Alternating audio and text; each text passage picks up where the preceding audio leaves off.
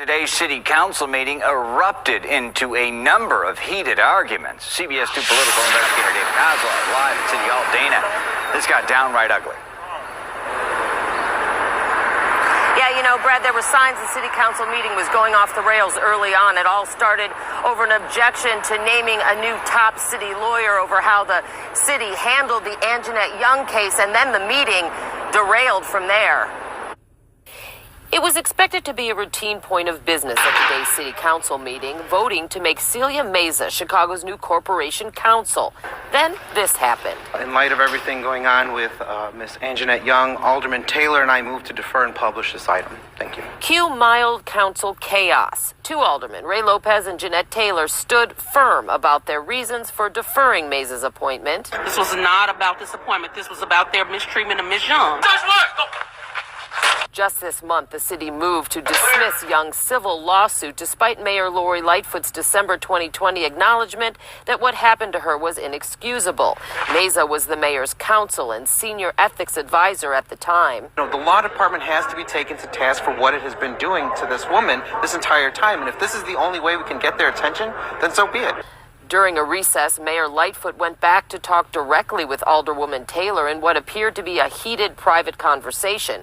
Minutes later, Lightfoot walked away, shaking her head and waving Taylor off. I've said to her, and I'll say to you all, ever since we've been in a global pandemic and she got this ultimate power, she doesn't feel like she has to work with us, and that's not how this is going to work. And so I'm not for it. I'm going to stand up for Ms. Young. She deserves to be respected. Okay, so this woman, you heard the name Anjanette Young. This who Alderman Jeanette Taylor is out here yelling at the mayor over. How many of you think Aljanette Young was killed in the drive-by by some Chicago gangbangers? How many of you guys think Aljanette Young was an innocent bystander shot by a stray bullet? How many of you think Anjanette Young, the person that this alderman is making all this hysteria over, was a child killed senselessly by a thug who recklessly shot into a vehicle?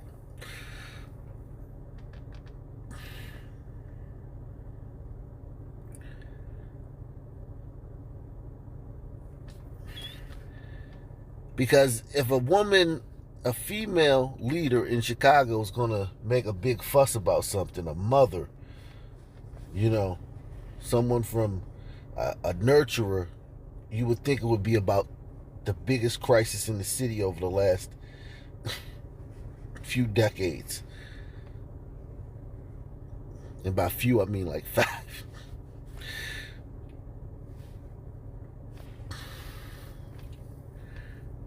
Let's see if that's what she's actually making all this fuss about. Minutes later, Lightfoot walked away, shaking her head and waving Taylor off. I've said to her, and I'll say to you all, ever since we've been in a global pandemic and she got this ultimate power, she doesn't feel like she has to work with us, and that's not how this is going to work. And so I'm not for it. I'm going to stand up for Ms. Young. She deserves to be respected. Definitely fireworks at today's Chicago City Council meeting. Good afternoon. I'm Sally Schulze. And I'm Corey McFerrin in for Anthony. That meeting was forced to adjourn early. Let's get to Natalie Bomke right now, who has the developments. Natalie. The vote to rename Lakeshore Drive was tabled and pushed to Friday after aldermen refused to approve the mayor's pick for corporate counsel. Madam President, we cannot adjourn this meeting because according to our rules of order, according to our rules and regulations, there were several Rule 41s that were posted that have to be addressed at this meeting. Standing up and yelling without seeking recognition is not something that's appropriate. We're going to Alderman Harris. This fight revolves around the botched Chicago police raid of Anjanette Young's home. She was left standing naked and handcuffed when police got the wrong home. This is video of that incident. Anjanette Young. And I think what happened to this woman is abhorrible. It's terrible. these officers, this narcotics division, gang task force, whatever it was, in a very violent city, served a warrant, a search of a home, and they got the wrong home. Now, here's my thing. As you guys know, Chicago's a very dangerous, drug-infested, gang-infested area. So they do about 1,000, and that's just to keep it to where it is now, where it's called Chirac. Apprehending fugitives, seizing guns, seizing drugs, raiding drug houses, raiding gun houses, raiding stash houses. And it's still as dangerous as it is and as violent as it is. But here's my thing. Out of all those raids they do,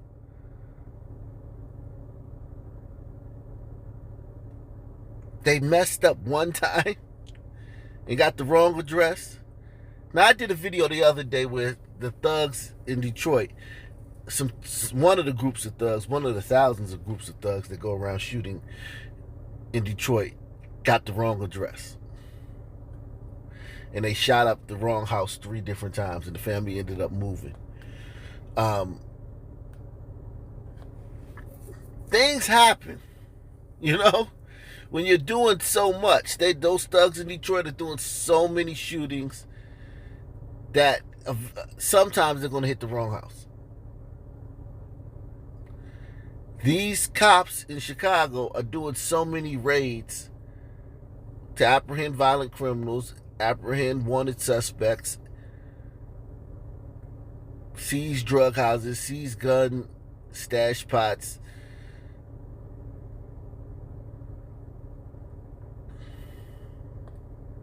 bring in gang leaders. They're doing all of this stuff thousands of times a day. They're going to make mistakes too. Yet when they make a mistake, the local politicians and activists hone in on that as if that's the biggest problem in that city. No, the biggest problem in this city is that there needs to be 10,000 search warrants served every year. And it's still uber and super violent.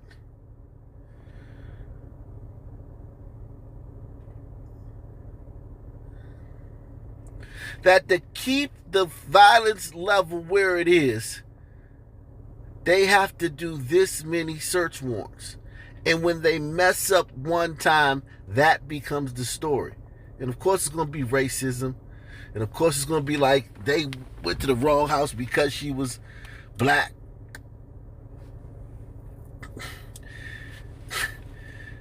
It's not that she lives in a very violent neighborhood. That there's, in some of these neighborhoods in Chicago, there's 70 murders last year in the neighborhood. Some neighborhoods in Chicago, there's already been 40, 50 murders.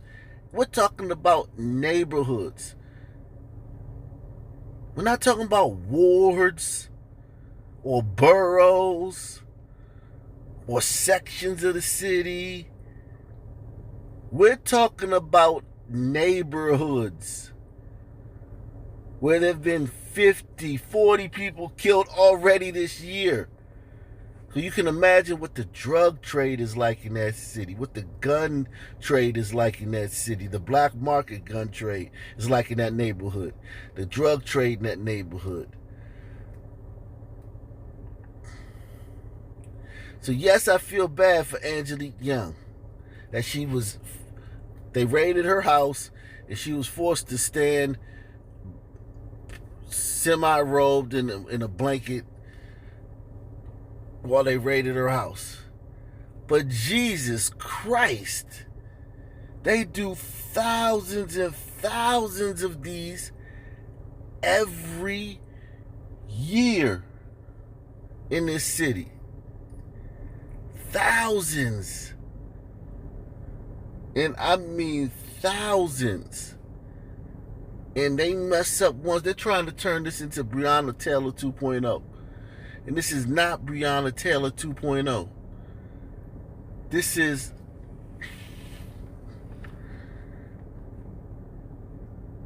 a mistake was made. And this is what this black female, this portly, rotund black female alderman in Chicago is yelling at the mayor about. Of all the things there are to yell at the mayor about, this is what she's yelling at the mayor about. This one case. And this is why I tell you, you guys, the community is in shambles. It has nothing to do with white supremacy. It's nothing to do with institutional racism, slavery. None of that stuff is the reason why this community is in shambles. And I'm not talking about Chicago. I'm talking about the Stand, the Sun Belt. Why it's in shambles. Things like this. You can have 100 kids, literally 100 kids shot in this city already this year, and it's June. I'm talking about kids. I'm not talking about 17-year-olds. I'm talking about kids. Children. 7, 8, 9. Shot in this city.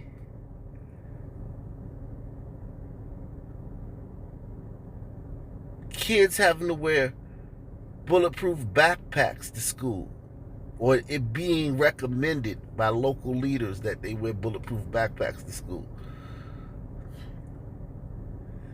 And yet, this is what causes the alderman to publicly, because she knew the cameras was watching, to pull the mayor aside and give her a tongue lashing. Maybe that's the wrong term considering who the mayor is, but you know what I mean. That's why the community's in shambles. That's why. This fight revolves around the botched Chicago police raid of Anjanette Young's home. She was left standing naked and handcuffed when police got the wrong home. This is video of that incident. Last week, the mayor's pick for corporate counsel, who she was looking to get approved today, filed a motion to dismiss Young's lawsuit against the city. The city reportedly wanted to settle for $1 million, but Young's lawyers viewed the offer as too low. And what you're looking at here are photos. Alderwoman Jeanette Taylor met the mayor at the back of the council chamber, and some heated words were exchanged. The mayor released a statement after the council meeting saying, in part, today a small group of aldermen brazenly created a spectacle. She went on to blame the aldermen for preventing votes on actions that would provide relief to hotel workers. The council did approve the first black woman to serve as Chicago Fire Commissioner, Annette Nance Holt. Okay. So now, it's official. The mayor, the police chief, and now the fire chief, all black. I don't want to hear nothing about racism is the reason for any of the problems in Chicago. From the people, from the other politicians, from the national media, nothing. Everybody in power there is black. City council, black. With some whites, yes. Some Hispanics, yes. Mayor, police chief, now the fire chief. I don't hear about not enough opportunities for sisters. I don't want to hear none of that. This city is officially a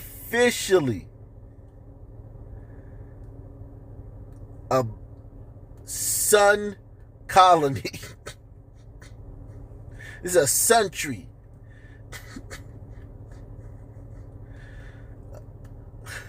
A sun municipality. This place right here is Blackistan. Okay? So, we can only expect this place to get worse. over the coming years. If history is any teacher, or if we can use history as a reference. And make sure you subscribe to the channel before you call me a coon for making these statements, if you haven't. If you're just new to the channel, make sure you subscribe. Because I'm not pulling this like out of the thin air. I'm not saying this. These are not opinions. Okay? This is just observations. This is seeing things over and over and over again, and coming to making educated, determinations about things. It's like if you go to a restaurant and you get bad service 6 times. The 7th time you may get great service. Don't get me wrong. But if it's the same owner, the same chef, and the same wait staff, the same hostesses, you're probably not going to get better service. You could, but it's not likely.